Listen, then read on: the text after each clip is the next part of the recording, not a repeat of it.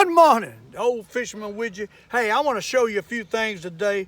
I'm going to show you up close my triple rig and my double rig. I was going to try to tie one, but I don't think you can see this line. But anyhow, hey, I start with a swivel, a number 12 swivel. I double my line when I tie it.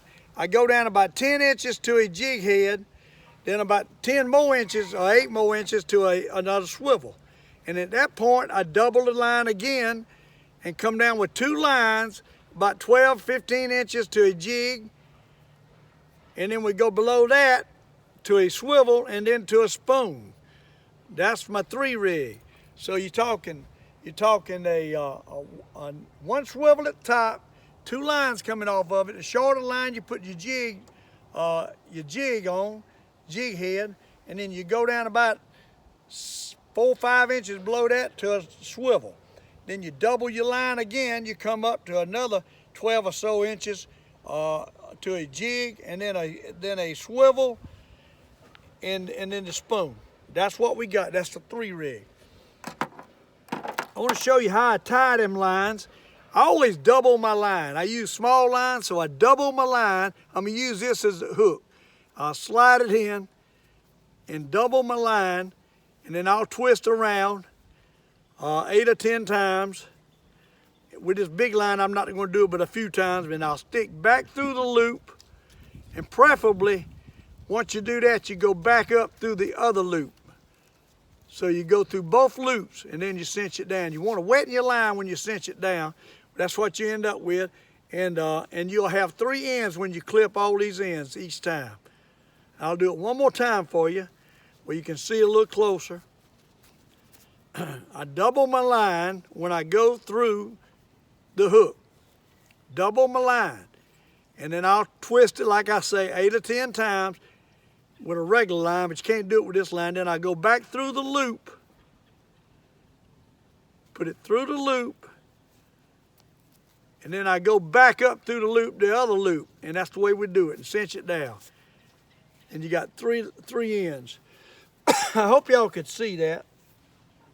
I tried to do a video showing the tying the line, but you just can't see it. I want to show you my little triple ripples up close. Somebody wanted to see them, so I'm going to show you the triple ripples up close. You see, this is my little one I like for crappies. Green and kind of a yellowish green. This is the triple ripple I like for the perch, one of them, and I like a starlight one too. It's kind of bluish. And then you got the slider jig I love for the perch. And then we got the black and blue triple ripple and green combination. I like that for the perch. Perch love it. You see the triple ripple. I buy them at the Crappie Hole on Emmons Ferry Road in Chapin, South Carolina. Now, I want to show you the money minnow that I'm going to start fishing with, hopefully shortly, for bass and stripers in Lake Murray. Money minnow, that's the kind of rig I use right there. Very similar. Now, I use a different hook sometimes, but that hook right there will work, and I bought it from Academy Sports. It's a Gamakatsu hook, big bite baits. And this particular one right here is a 1/4 ounce. 3/8 ounce or 1/4 is what I like to use. 3/8 or 1/4. I also tie my 3 rig with most of the time with 8 big game line, 8. I'll show you fish towels, Miss Deborah's fish towels again. The wind's still blowing. I couldn't half show it last time, but hey, they're cute little fish towels. Got a little ringlet on them where you can hook to your belt. That's the small version, and then she's got the thick version, almost like a golf towel.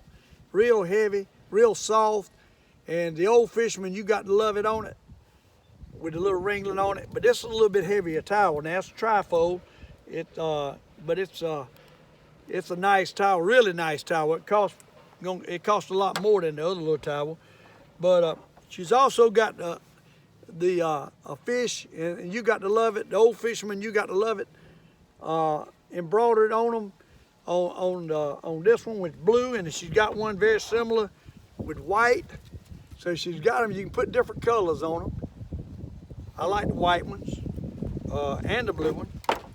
But Miss Deborah's working hard trying to figure out what we're gonna do. And we got some hats that come in. This is a free hat they sent us.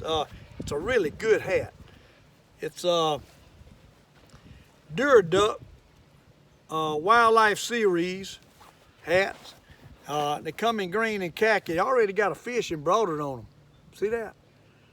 Really nice. We was thinking about maybe getting Old Fisherman or something put on it. You got to love it across the back or something to add to it. But don't know how expensive, because them hats right there cost me more than this hat cost at Academy Sports. It's going to cost that much without anything else embroidered on it, just that fish. So don't know what we're going to do there. I tell you, it always gets into cost. Everything costs so much. Show you a couple of signs my wife's got. It says, an old fisherman lives here with the catch of his life. She hangs them at the back steps. She got all kind of little fish signs hanging. Thought I'd show them to you. And this one says, Steve's fish stories told here. It's just a couple of things we got. She likes to get little knickknacks like that. She is working hard on with this embroidery machine. Don't know what all she's gonna sell. She don't even know and how to price it and all that kind of thing.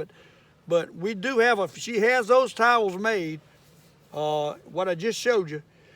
I also want to show you what I cook my fish in.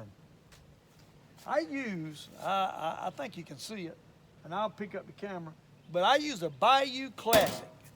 I'm gonna pick the camera up. But I use a Bayou Classic to fry my fish. It's got a double basket in there. You can see it. It's got a chamber inside that the heat goes around in a chamber and doesn't burn your grease. And you can go right over here and drain your grease out when you get through. So it's a really unique cooker. You got double baskets, and you can hang your baskets up here at the top like this and let them drain. You just got to love this cooker. Great cooker. Got handles on it. They make it with a table with wheels and all. But the heat goes in, fire goes in here and comes exhaust out here. Makes a lot of noise. But hey, it's a great cooker, and you got to love a Bayou Classic cooker is what it is. But I'm gonna put the camera back up. Hopefully I don't turn it off. I want to show you that cooker. That's my cooker that I cook for the family fish fries. And I got me now I've got 3 Bone Daddy rods. I got me a spinning rod, Bone Daddy spinning rod, 7 foot. I just got it. And it goes from 8 to 17 pound test. Let me, gotta put my glasses on. I can't see a thing no more. But hey, it's a 7 foot Bone Daddy, 8 to 17 pound test, 1/4 to 5/8 Bone Daddy rod, and the right on the end is what I like. You'll be able to see that sucker bend right on the end when I catch them. Use the double jigs. We'll use the double jigs for my perch, or either just single jig crappie fishing. But that thing has got a bend right on the end, and I'm going to enjoy this rod. I like it because it pulls. It makes it look like the fish is even bigger than they really are. And I like a good pull on a rod on the end. I like the action right on the end. That would be good for a minnow rod also, and a crappie rod. So I got 3 of them now, and love my Bone Daddy rods. The jig heads that I've been using here lately, and they make them different size. You got the 3/16, you got the 1/8, and you got the 1/16 head. And I've been getting them from Walmart's big bite baits, and they've been working real well. That's the ones I use. And for my money minnow, I showed you this, a big bite bait also. Works real well. And the Yum money minnow is what I use. It's the Yum money minnow. And this particular one is a 3.5 inch money minnow. And that's the size I like to use. They make them a lot bigger, but a 3.5 Yum money minnow is what I like to use in Lake Murray coming up this time of the year. And you got to love a Yum money minnow. Now, if I can get this thing unwrapped, I'm gonna show you my 3 rig up close again. Kind of give you an idea, because I got it all tied up in here in a mess now. But kind of give you an idea of what it looks like. Start off at the bottom with a bumping spoon, okay? I come up above that with a swivel. Then we come up to the next swivel, that's going up toward the line, your rod, and you got a swivel with a double line. That double hook, that double knot I just showed you is the way we tie this. And we come off about 10 or 12 inches, and then right below that we put the swivel and there's the spoon. Then we go up to another swivel above that, and we got the double lines again, one for the jig, and it goes on a little bit farther down to the swivel. And that's what it looks like. The double rig, and that's the triple rig, and I do the double rig the same way. The double rig, I tie 2 lines, 1 swivel. 2 lines, 1 swivel. This is the double rig with 2 jigs. You can either use a jig at the top of it, or you put your spoon at the bottom. When I put a spoon at the bottom, I add another swivel to keep that spoon from twisting the line. But that's my little double rig I use on my white perch post spawn when they get running at the shad, suspended shads, a good suspended rig. I like to put a lead right here, right in between them 2 jigs if I'm fishing deep. That way you can drop it down quick and you let it hit the bottom and reel it up, and you're reeling that thing back through these fish, and they love it. Y'all see on my videos where I caught so many like that last May, April and May. That's the way we caught them.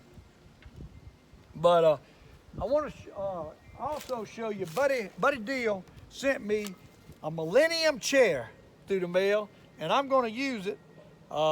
It's a wonderful chair. It don't hold water. Water runs right through it, and you don't get a wet hiney when it's raining. I like that part about it. And it's cool in the summer, but it's a little cold in the winter. So I'm gonna use my old chair when it's really cold temperatures. When the weather starts warming up, we're gonna use this Millennium chair. Thanks to Buddy Deal from Kansas, sent me this chair. I've been talking about it. I just wanted to show it to you. Hey, appreciate all my followers out there, and I love y'all. Thanks for all the good gifts and all the encouraging words I get on my comments. And I appreciate each and every one of you. And keep on watching the Old Fisherman. We'll see you.